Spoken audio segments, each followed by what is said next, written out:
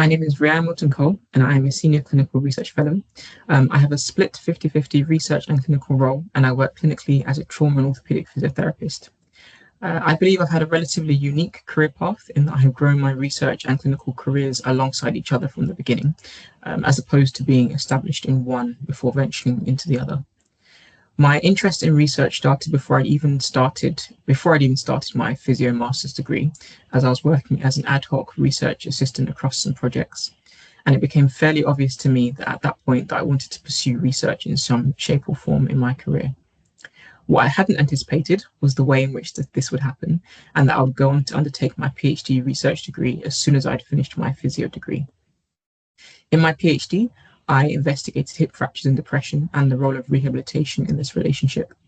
And upon starting my PhD, I was keenly aware that if I didn't put the practical clinical skills I had gained in my physio degree to use, that I would struggle to enter the clinical world after finishing my PhD.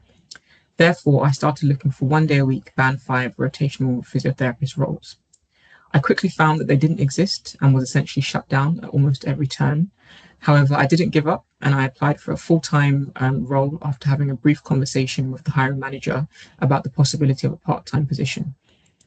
With a very engaged and supportive manager, I was able to secure this position and held this role, completing non-standard 1 year long rotations throughout my PhD. I then moved into a postdoc role and continued the same work split of 80-20 in a new trust until I was able to secure a new position with a single contract, now as a senior clinical research fellow, where I now work 50-50 across both. My research program of work now looks at fragility fractures, rehabilitation, and underserved groups within these populations, such as those who are also experiencing depressive symptoms or vertebral fracture populations. And given my clinical role too, my research and my clinical work are intrinsically linked and embedded within the other, with this having a very clear and positive impact on my clinical approach and my research areas of focus.